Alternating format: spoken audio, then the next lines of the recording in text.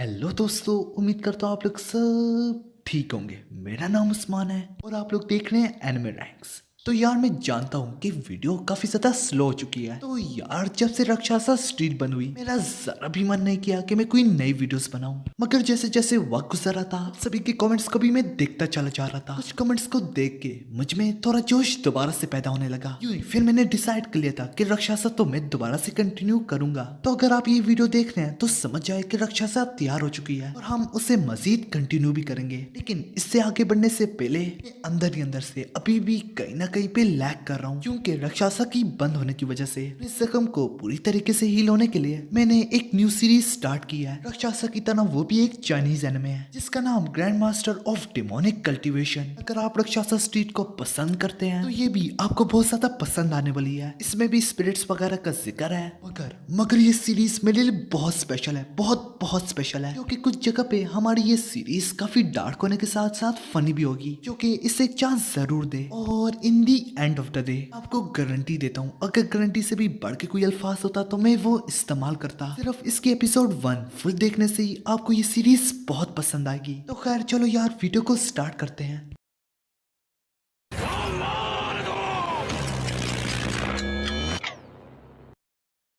हमारी एपिसोड की शुरुआत बागी के सेलर से ही होती, जहाँ पे मौजूद सारे के सारे एक साथ खड़े होके अभी तक बातें कर रहे होते। पर फिर तभी एक गार्ड आके उन पे चिल्लाते हुए कहता है, अभी तक तुम लोग क्या कर रहे हो? क्या तुम लोग पार्टी के लिए तैयार हो रहे हो? कितनी देर लगा दी है? इसी में दूसरे सीन में हमें दिखाया जाता है कि सारे के सारे कैदी एक दूसरे से कंधा का कंधा जोड़ के लाइन बना के खड़े होते हैं। ये हाजिरी ली जा रही होती कि सारे लोग वहाँ पे मौजूद है या नहीं। हाजिरी के बाद उनकी खुली की खुली बेइज्जती की जाती, साथ ही साथ उन्हें नियम भी बताए जा रहे होते। वो कहता, एक बात तो तय है, सब इंसानी कचरा हो, तुम लोगों को बातें करने का भी हक नहीं है। अगर इन नियम को तोड़ा गया बिना किसी वार्निंग के तुरंत से तुम लोगों को शूट कर दिया जाएगा। अगर तुम लोगों को किसी पे लानत भी भेजनी है तो अपने आप पे ही भेजो, क्योंकि तुम लोग अपने हाथों की वजह से यहाँ पे मौजूद हो। खैर वो ये सारी स्पीच ही दे रहा होता, तभी वहाँ पे नंबर सेकंड ऐसे घूम रहा होता जैसे वो कहीं प्रिजन में नहीं बल्कि अपने घर में ही घूम रहा है। मजेदार बात तो ये होती कि कोई उसकी तरफ ध्यान भी नहीं दे रहा होता। सबसे बढ़ के हैरानकुन बात तो ये होती, जो स्पीच दे रहा होता नंबर सेकंड उसकी पॉकेट से सिगरेट निकाल के जला के पीने लगता। ये देख के बाकी के तो पैर तले जमीन से गई होती, लेकिन ये तो कुछ भी नहीं है। अब एक और चीज, नंबर सेकंड वहाँ पे मौजूद एक कैदी से पूछता है, आज सुबह के नाश्ते में क्या है? कि सवाल नंबर सेकंड ने किया होता। जब वो कैदी उसका जवाब देता तो तुरंत से वहाँ पे एक गार्ड आके उसके मुंह पे एक पंच मारता और कहता, कहाँ ने गया हुआ, बातें करना मना है। दोबारा से सीन शिफ्ट होता जहाँ पे सारे के सारे लोग ब्रेकफास्ट कर रहे होते। वहाँ पे मौजूद एक बड़ा सा कैदी लगभग नंबर सेकंड के सामने ही होता। वो नंबर सेकंड से लड़ने जा रहा होता। इस पे वो बूढ़ा बाकी से कहता है, जरा उसकी तरफ देखो, जो शख्स नंबर सेकंड के साथ बैठा हुआ है वो उसे चैलेंज करने जा रहा है, क्योंकि वो शख्स एक सुमो रेसलर होता जापान से। जी मैचेस के बाद इसने मिक्स मार्शल आर्ट को अपना लिया था। इसी तरह वो चैंपियन स्पॉट पे पहुंच ही गया था। ये अपनी ताकत के जलवे गलियों में भी दिखाता था। ये कभी कोई फाइट नहीं आ रहा, ना कि जापान में ना कि स्टेट्स में। कर खैर ये आम बात है। आम बात ऐसे क्योंकि लगभग इस जेल में मौजूद कैदी कोई भी फाइट नहीं हारा। खैर वो सुमो रेसलर इस तरह से बात स्टार्ट करता है कि अगर तुम नंबर सेकंड हो तो फिर तो मुझे अपने आप को नंबर फर्स्ट बुलाना चाहिए। फिर सुमो रेसलर अपने हाथों से मच को खाने के लिए एक कांटे में बदल देता, जबकि आसपास के लोग ध्यान दिए बगैर अपने खाना ही खा रहे होते। कि वो बूढ़ा कहता है क्योंकि हर किसी को पता है कि क्या होने जा रहा है। इसी में नंबर सेकंड उस स्पून को हिलाने लगता है। इस तरह हिलाता वो पूरा जले की तरह सॉफ्ट हो जाता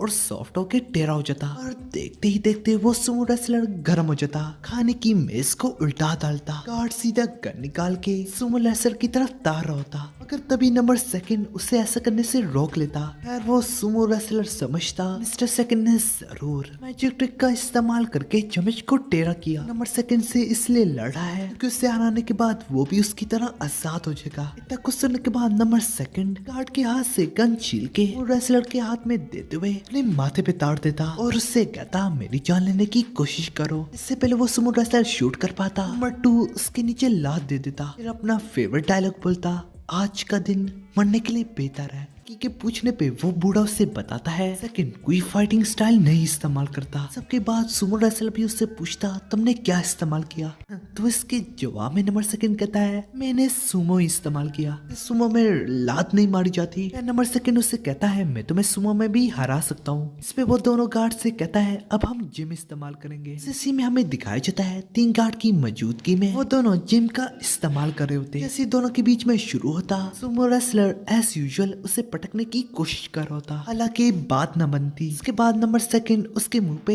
एक ही चांटा लगाता जो कि उसके कान पे रख के होता। इसकी वजह से उसके कान के अंदर इनर डैमेज भी होती। देखते ही देखते नंबर सेकंड अपने बालों को भी अपनी वेपन की तरह इस्तेमाल करता। अंदरूनी डैमेज की वजह से सुमो रेसलर अपना बैलेंस खो बैठता और वो दोबारा से कैसे न कैसे करके खड़ा हो जाता, लेकिन बस एक ही कदम से दोबारा से जमीन की चुम्मी ले लेता। डैमेज की वजह से वो अपना बैलेंस नहीं बरकरार रख पा रहा होता। सेकंड के जाते ही गार्ड उस सुमो रेसलर की तरफ अपनी गन तारता, कहता तुम यहाँ पे क्या कर रहे हो। जैसे कि उसने कहा था बिना वार्निंग की शूट कर दिया जाएगा, बिल्कुल यही होता। मिस्टर सेकंड जैसे कैफेटेरिया में दोबारा दाखिल होता तो वो बाकी से मिलता। बाकी उससे कहता है मैंने समझा कि तुम्हें नंबर सेकंड इसलिए बुलाया जाता है क्योंकि तुम ओलिवर के बाद हो, पर ऐसी बात नहीं है। इसके जवाब में मिस्टर सेकंड कहता है हाँ, सेकंड का मतलब सेकंड जनरेशन और मिस्टर ओलिवर फर्स्ट जनरेशन, जो कि वो मिस्टर ओलिवर का अंत करके इसकी जगह पे बैठ जाएगा तो वो सेकंड जनरेशन हुआ, जो कि मिस्टर ओलिवर फर्स्ट जनरेशन है। इसी दौरान वहाँ पे एक और गार्ड आके बाकी के मुंह पे अपनी वेपन से रख के लगाता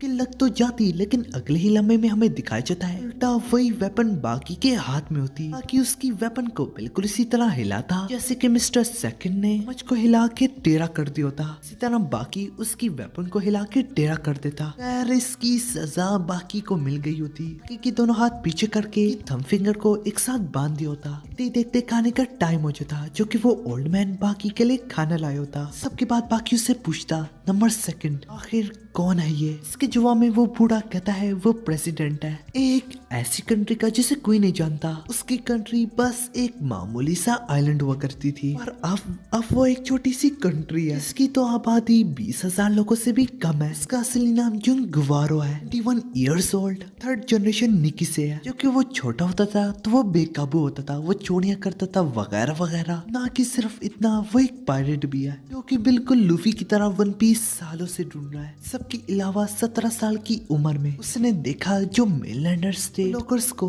अपने पैसों की मदद से गुलामों जैसा बर्ताव करते थे। वहाँ पे काफी ज्यादा गरीबी थी जिससे उनको सख्त नुकसान पहुंच रहा था। इसी गरीबी की वजह से वो पैसे वाले लोग उन पे काफी जुल्म करते थे। इसकी यही वजह से वारा उस आइलैंड की आजादी के लिए लड़ा कि काफी यंग एज में ही मार्शल आर्ट की ट्रेनिंग अपने ग्रैंडफादर से लेता था कि उसने अपने बंदों को सिखाना शुरू किया। अपने वेपन इस्तेमाल करने से मना किया। उसकी ट्रेनिंग हर किसी वेपन से निपटने के लिए होती। वो ट्रेनिंग के दौरान खाली हाथ वाले शख्स को गन वाले से लड़वाता होता, जिसकी वजह से जख्मी और मौत भी हो जाती थी। इसके बावजूद भी वहाँ पे कोई हार भी ना मानते थे। इसी तरह एक वक्त आया तो वारा की आर्मी तैयार हो गई, जो वेपन के बगैर वेपन वालों पे बाड़ी पड़ जाया करते थे। और देखते ही देखते जबरदस्त प्लान के थ्रू जो कि उनका नुमाइंदा उधर ही घुसा होता जहाँ पे प्रेसिडेंट बैठा होता, तक गुवारा थोड़ा ज्यादा ही फ्री हो गया था। वो उसकी बीवी तक पहुंच गया था और उसके बच्चों तक भी। वो इन्हें इस बात का सबूत भी देते वो बिना किसी वेपन के इतने स्ट्रॉन्ग है कि वो यूएस आर्मी जितने ही है, क्योंकि प्रेसिडेंट काफी मजबूर हो जाता। और इसी तरह प्रेसिडेंट अपने दिल पे पत्थर रख के उनको आजादी दे देता। तो बाकी पूछता है तो ऐसा बंदा इस प्रिजन में क्या कर रहा है। इसके जवाब में वो बूढ़ा शख्स कहता है वारा ओलिवर से लड़ने आया है, क्योंकि वो भी एक ऐसा शख्स है जिसकी बिल्कुल प्रेसिडेंट जितनी ही चलती है, वो भी बिना किसी वेपन के बगैर। वारा उससे हराने के लिए यहाँ पे है, क्योंकि यहाँ पे हद से ज्यादा ऐसे ही बंदे हैं जो कि ओलिवर से लड़ना चाहते हैं। और ये सारी की सारी बातें सुन के बाकी काफी खुश हो रहा था, और यहाँ पे हमारी एपिसोड खत्म हो जाती। वीडियो पसंद आए तो लाइक करो, अगर पहले से नहीं किया तो सब्सक्राइब करो, साथ ही साथ मूवी नेक्स्ट को भी सब्सक्राइब करो। अरे कर दो ना।